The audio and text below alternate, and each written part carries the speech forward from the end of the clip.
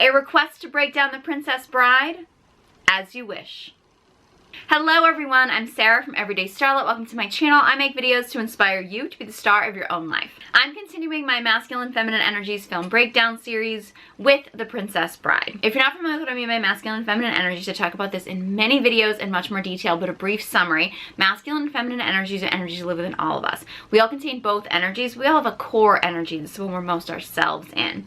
That energy often links up with our gender. It doesn't have to, but it very often does. And we can be wounded or healed versions of either of these energies. And each of these energies contains archetypes. We contain all of the archetypes within us that we can tap into whenever we need to. And in order to have sexual polarity in a relationship, you need one partner to be in the masculine and one partner to be in the feminine. Because opposite energies attract sexually and same energies repel sexually. So let's get into the highly requested breakdown of The Princess Bride. I have a little confession to make. I have a hard time getting into this movie. I don't know why. And honestly, I've seen bits and pieces of this movie over the years, and I know a lot of the pop culture lines and, you know, kind of phrases and things like that from this movie, but this was actually the first time I sat down and watched the whole movie from start to finish for this breakdown. So I think part of it is because, like, when you watch this movie, I think when you're younger and you can kind of get into it, so when you watch it as an adult, there's like a nostalgia to it.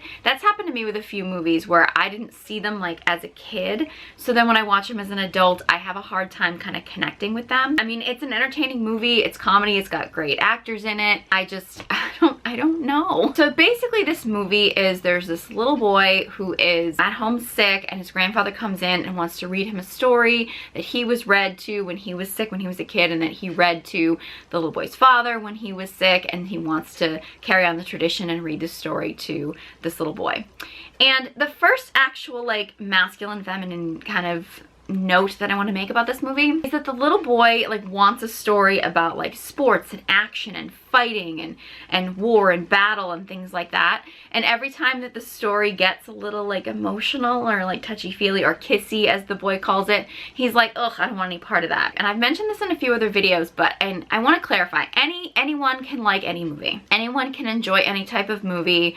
I've done tons of breakdowns of tons of different types of movies, and I've enjoyed some, I haven't enjoyed others. Like, you know, anyone can enjoy any kind of movie or any type of theater or art or anything. However, if you are masculine at your core, you are likely going to be drawn to movies about like achievements, battle, fighting, things like that, because that's sort of a masculine drive within you. It's very primal. Sports is actually, David Data refers to sports actually as like simulated war. Those kind of like action, like fighting to achieve things like that. It's very masculine oriented entertainment, and people who are masculine at their core are going to tend to be drawn to any kind of entertainment like that. Doesn't mean that a feminine woman can't enjoy that kind of entertainment at all.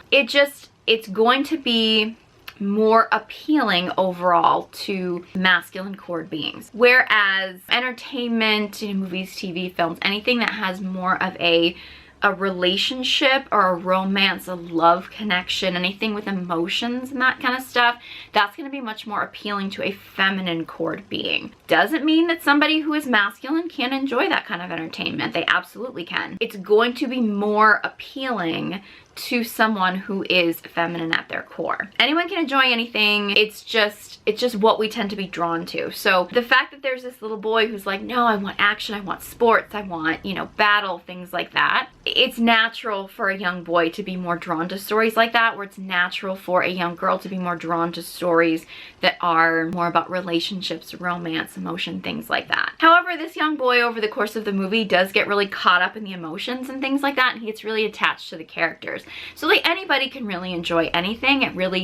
It doesn't really matter if you're masculine or feminine. It's just what you're going to be a little bit more naturally drawn to. I mean, one of my favorite breakdowns that I've done is the film 300, which is a very masculine oriented movie. I enjoy that movie very much. I'm a feminine core being. But one of the things that I loved about that movie so much was the love, the connection, the relationship between the king and the queen, right? So you can enjoy any movie, and most movies are going to have a mixture of both. Like good movies, I would say, probably are going to have a mixture of both. It's just a matter of what you tend to be more drawn to. If you're more drawn to things that are more about battle and competitions, you're probably connecting to more of your masculine energy. If you're actually, you know, more into like love, emotions, romance, things like that, you're probably connecting more to your feminine energy. Nothing is right or wrong. It's just sort of what your preference and what you tend to be more drawn to. So basically the movie is like, it's like a story within a story. So the grandfather is telling the story about Buttercup. Why that name bugs me, but it kind of does. Buttercup is basically, you kind of just get the feeling that, I don't know if she owns a farm or she's a commoner, but she has a farm hand that works for her. So she's really in a position of power in this particular dynamic. And Wesley works for her.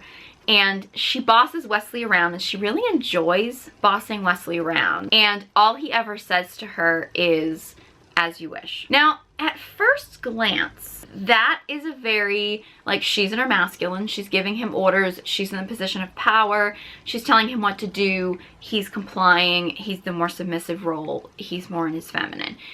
On the surface, that's what it appears. However, if you actually watch their energies, if you actually watch their specific interactions, she's telling him what to do. He is so grounded and so focused and so directional. And his like, "as you wish," when he looks at her, he is penetrating her with his gaze. And in those moments, as much as she's telling him what to do, she's kind of got the power, he's in control. If you notice, it's so subtle. There's this sense that he is really the one in control. Even though on the surface it looks like she's got the power, he's submitting and doing what she wants. I would say in a dynamic where she was actually in her masculine and she was the one who was bossing him around and that she was actually the leader, he would be much weaker. Like, he would appear much more like it wouldn't be a "as you wish," like it would be like a "yes dear," like a "yes dear." His "as you wish," it's very much a devotional thing, as opposed to he's doing for her out of his love and devotion for her. He's not doing for her because she's bossing him around. It's subtle. It's subtle, and I didn't even pick up on it at first. When I first was like watching that scene, I was like, oh, she's telling him what to do, he's just following orders. But in reality, his like grounded, stable penetration, I mean, I'm not talking sexual penetration, but like, I mean, he's practically penetrating her with his gaze, with his stare. And every time in this scene that she like tells him to do something, she softens every time. And all he does, it's very simple. The masculine is usually somebody of not many words, right? And that's kind of the thing with Wesley, especially in the beginning. He doesn't have many words. It's just "as you wish." But he's so in control in that moment, and she softens every time. It becomes this, she's telling him what to do, but then every time he penetrates her more, he's stronger in his movements. And then when she basically like, at one point when she tells him to like grab like a water jug or something, and it's kind of that moment where like she knows that she's feeling something and he knows he's feeling something, and they're kind of coming together, he doesn't just like go for it. He stares, and then he takes it and is like, "as you wish," and hands it to her. He's in the lead in that situation. And that's one of the things I kind of love about their dynamic, is like, Buttercup is not like a weak woman. She's not like a weak and passive woman, but she's still very feminine, but she's willing to test the masculine. She's gonna tell him what to do. She's gonna push him around. She's not gonna just let him walk all over her. But he's so strong and stable and grounded that the fact that he can be that stable and grounded in her kind of like chaos, in her messiness, in her do this, do that, in her sort of wildness, that's what turns her on, right? Like it's a tricky dynamic to pull off. Like, I wouldn't necessarily say that emulating this in real life is necessarily gonna work perfectly, because when you do have that, you know, the feminine is doing the bossing around, it can start to get into that like nagging wife, passive husband thing. But the fact that he stays so grounded and focused, and he's penetrating her, he's not like people pleasing her, he is grounded and he's doing what he's doing for her out of devotion because he's truly in love with her. It's a fairy tale, so I don't necessarily think that this is always going to work in real life, but I do think this is a lesson for men. If you find yourself in a situation with a woman who is used to being in charge, is used to being in control, who's used to telling you what to do all the time. And I know there's some men who, I've talked about this before, and I get some men like, no, woman tells me what to do, I'm out, whatever. Your choice, your boundaries. You make your own boundaries. However, you are in a situation as a man where you are with a woman who is used to being in charge, used to being in control. If you start to become then passive and weak, she's gonna keep taking control and keep taking advantage of you. Or if you fight her back, you two are gonna be butting heads. You're gonna be two masculine beings butting heads. It's not gonna work. Whereas if you are in that situation, in that dynamic, you're committed to the relationship, she's being very bossy and controlling, try that stability. The stability of, I'm going to do for you out of devotion. I'm not doing this to please you. You know, I'm not weak, I'm strong. You may be bossing me around, but my penetration, my gaze, my focus, my direction is so stable that that bossing around is not going to shake me. I'm the tree. Her telling me what to do, her bossing me around, those things, it's not going to penetrate me because I'm the tree. And when you do something, it's out of devotion. It's not out of pleasing her.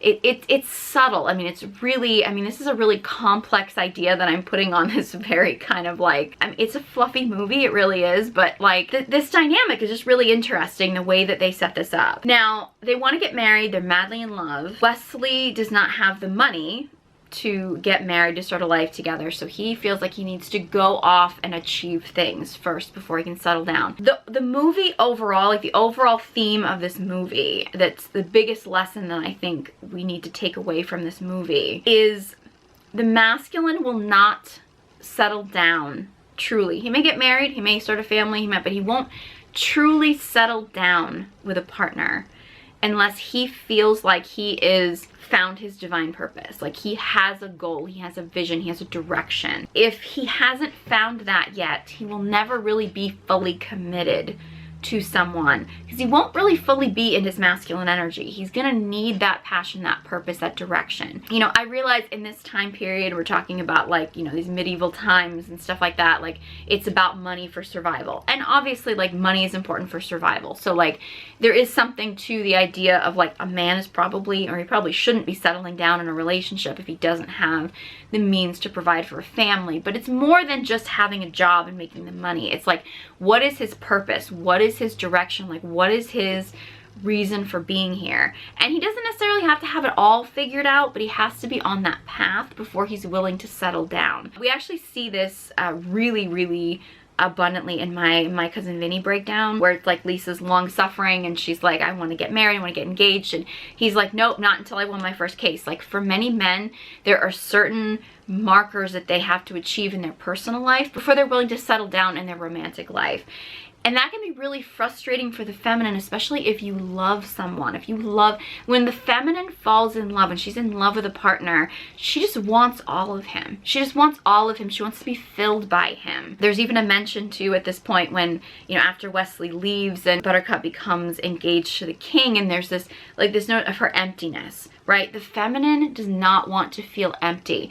Emptiness to the feminine is so painful, which is one of the reasons why for many women, when they feel that emptiness, they will fill it with other things. They will fill it with food addictions, shopping addictions. They'll fill it with other men, like promiscuity, like can actually be like wanting to feel physically full, although those things usually end up being short-term solutions to the problem. So she usually ends up, it becomes an addiction. She usually ends up feeling even more empty afterwards. So she ends up having to, you know, continue on. I mean, these are very common things. The feminine wants to feel the fullness. So she's not going to want to let go of the masculine. As a woman, if you're with a man and he really does not have his life figured out, you may feel like, okay, I'm ready to settle down. I want a family. I want to do this. But he's not going to do that if he doesn't have his life figured out. And you may need to let him go so he can figure his life out. Even if he does love you, even if he wants to be with you, but you may need to let him go because he's not going to fully commit to you. He might marry you,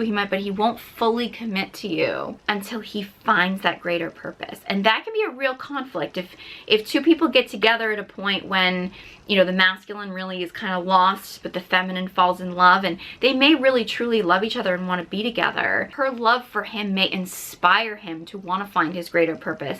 It's kind of what happens a little bit here with, you know, Wesley's like, hey, I'm in love, I want a family, I want to marry Buttercup, I want to spend my life with her.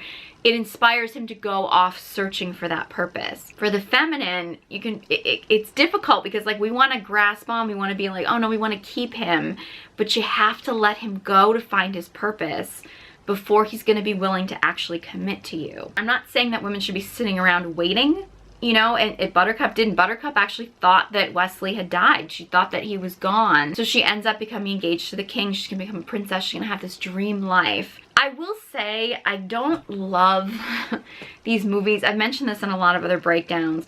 There's always this idea, which I really think is propaganda, that like the poor man that has nothing is like always the good guy. He's always the, you know, he's the prince, he's the hero, he's the wonderful like dream man. And the guy that has like the stability and the money and the security and that thing, like he's, in this case, in this movie, he's a complete asshole. In other movies, he's just like boring and uninteresting and just not who she wants. And that's the way it always seems to go in the movies. That said, in real life, like we all know that there are men who are, you know, broke and can't really give you a life that you want. Some are really great guys and some are complete assholes. And in real life, some of the really successful men who can give you stability and security, some are really amazing men and some are complete assholes. Like in real life, it's never that cut and dry.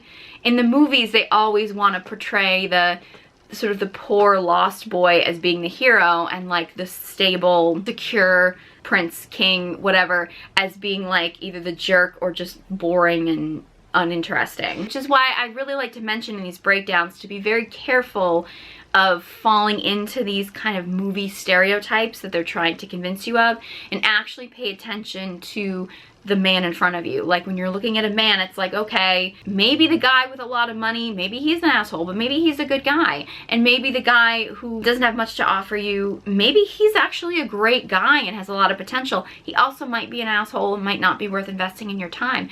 And that's where it's so important to actually just look at the actual man in front of you and not get too caught up in this programming that we get as like okay, the guy who has nothing must be a good guy and the guy who has everything must be an asshole. Like, we gotta be really careful with that programming that we get in these movies because there's good and bad people in any socioeconomic category, so I think it's really important to look at the person. However, in this particular situation, you have the man that Buttercup is in love with. He's gone off to try to find himself, and it ends up being reported back to Buttercup that he's passed away, he's passed on, he's been killed. Buttercup becomes engaged to the king, and she ends up getting kidnapped. Now, in this situation, there's like 3 kidnappers, and you end up finding out that these kidnappers are really set up by the prince. And I would say, if we're really looking overall at some of these characters, the prince for sure, and I would say Vizzini, is that how you say his name? I think Vizzini.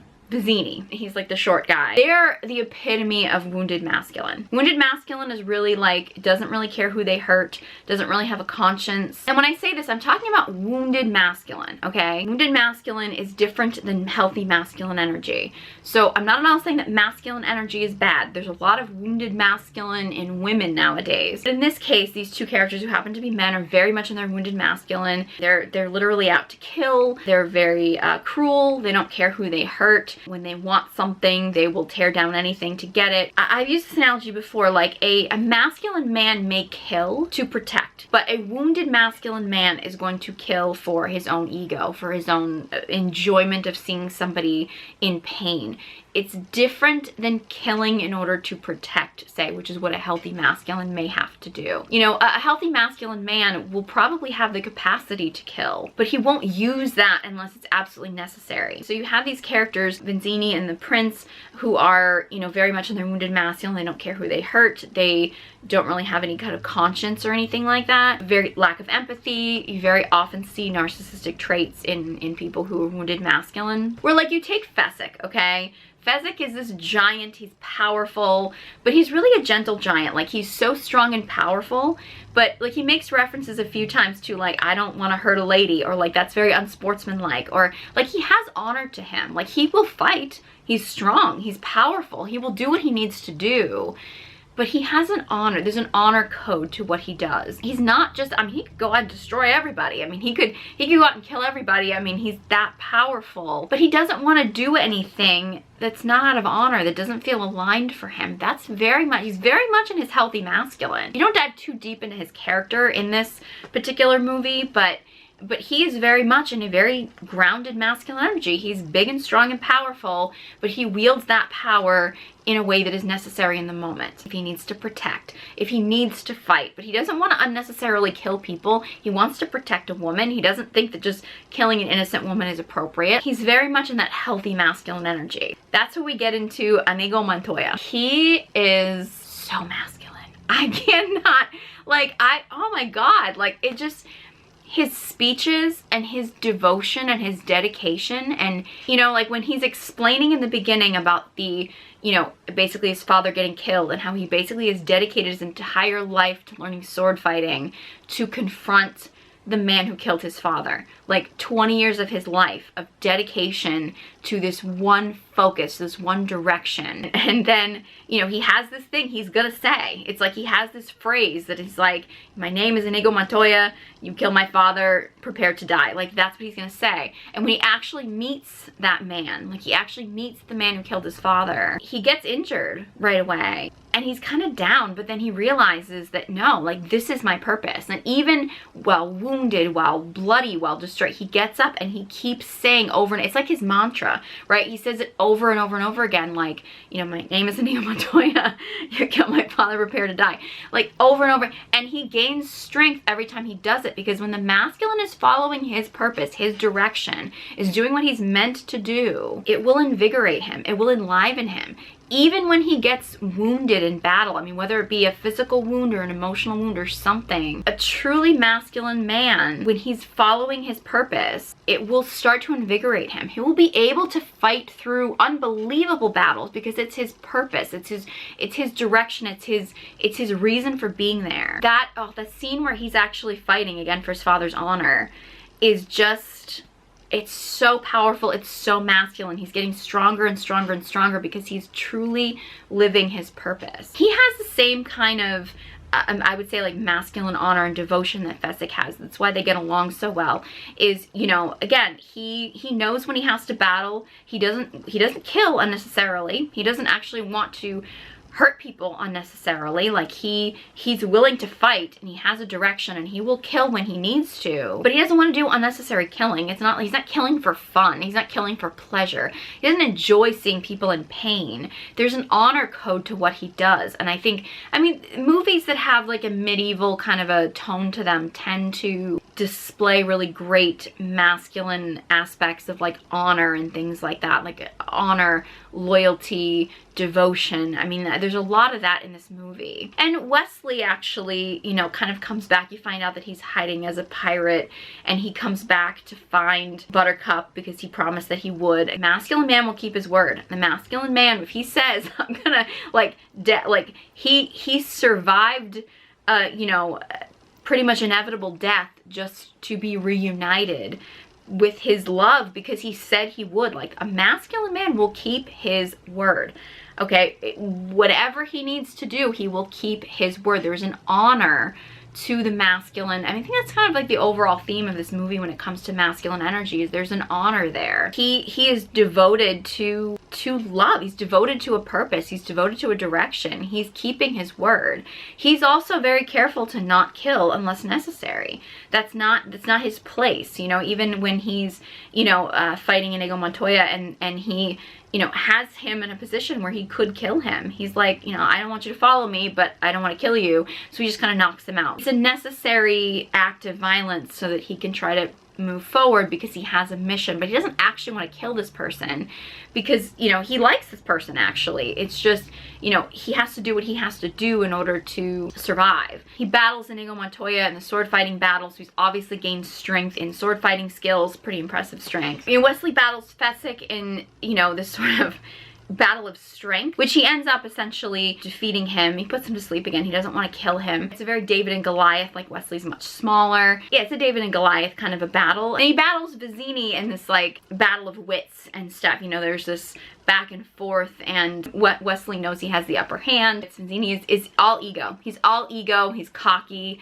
and you know, he thinks he knows, you know, exactly what he's done and everything. So then Wesley ends up rescuing Buttercup. Now Buttercup doesn't know who he is at that point. She actually thinks he's the pirate that has killed Wesley. And Buttercup thinks that this man is a killer. He's never taken hostages. She thinks this man has just murdered everybody. And she's willing to stand up to him. She's willing to like essentially, you know, I mean, it's verbally, she's not fighting him, but she's basically not backing down to him because she thinks this man has killed the love of her life. Like she's not some weak passive princess. She's basically like, I've loved, you took my love. And I mean, that's like her dark feminine coming out right there, where she's like, I don't care, I'll stand up to you. I'll stand up to you because, you know, in reality, when the feminine, I have a whole video about the dark feminine, but when the feminine really is connected to her dark feminine energy, she's not afraid of anything. She's not afraid of anything because the dark feminine can destroy anything. The dark feminine is so powerful that when you're connected to your dark feminine energy, you're not fearing things because you know that your dark feminine can destroy a man's ego in a heartbeat. She can destroy any man. Like, it's dark feminine is so powerful. And I have way more information about the dark feminine in other videos. I'm not going to get into that, but she finally realizes like who he is. And it's really interesting because this whole thing, like Wesley has really come into his own. I mean, he was a farm boy who fell in love, and he was obviously very grounded, very masculine in the beginning, but he goes off to find himself. And he actually does find himself. I mean, he kind of is pretending to be a pirate, he's pretending to be somebody else, but he really does find his strength. I mean, he finds all of this power within him. And it's interesting because, you know, they fall down a hill. When she realizes at that point that Wesley is Wesley, and he says something, you know, about, you know, can you move, can you walk, and she's like, I'll dance if you tell me to. Like, she's fully submitting to him now. Like, she's fully in submission because he's proven himself. I mean, he's proven himself so many times. She doesn't have to test him anymore because she knows his strength. Like, he's proven himself to her. He's now stepped into the fullness of his masculine, so she can completely surrender to him and completely surrender to his direction. And of course, you know, they go on this quest, you know, they have a lot of battles, and Wesley always continues to prove himself that he can fight his own battles and keeps coming back to her. And she becomes so trusting in, you know, that her love will come to her because he's proven himself already. I think that's one of the biggest lessons in this movie. You know, when the masculine really proves himself, he keeps his word, he has honor, he finds his purpose, he builds his strength, he steps into the fullness of his masculine, his partner can actually relax into her feminine and trust him. If she doesn't trust him, if he doesn't keep his word, he doesn't have honor, she has to be on guard. She has to protect herself because, I mean, as we have to protect ourselves if somebody isn't trustworthy. And again, this movie is, I mean, it's meant to be funny, it's meant to be silly. I mean, I realize that in reality, the stuff in this movie is pretty inconceivable. In reality, some of these lessons, I think, are really beautiful in that, like, look, the masculine will not settle down until he has found his passion and purpose and he's fully stepped into his masculine. When a man can fully step into his masculine, that's when the feminine can feel like she can surrender. The masculine, a healthy masculine, has honor. He has strength, he has power, but he has honor with what he does. He's not looking to just go out and hurt people and just destroy people just for the fun of it, for his own ego needs. The biggest difference between healthy and unhealthy masculine energy, you see that so much in this movie. Like, you see the unhealthy masculine of, you know, the egoic need to destroy, the egoic need for power, the actually enjoying people's suffering, tearing people down.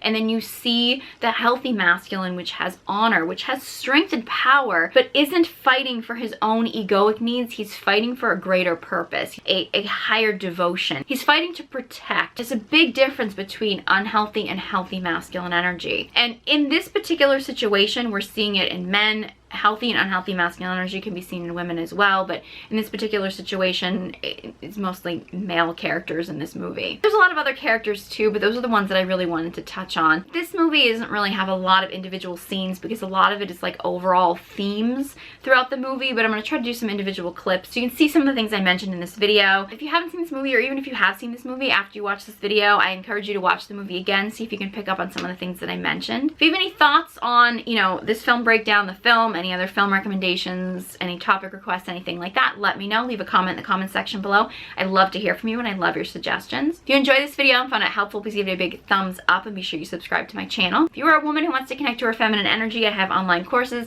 details in the description box below, along with links to all my social media accounts. Thank you guys so much for watching, and I hope you join me next time.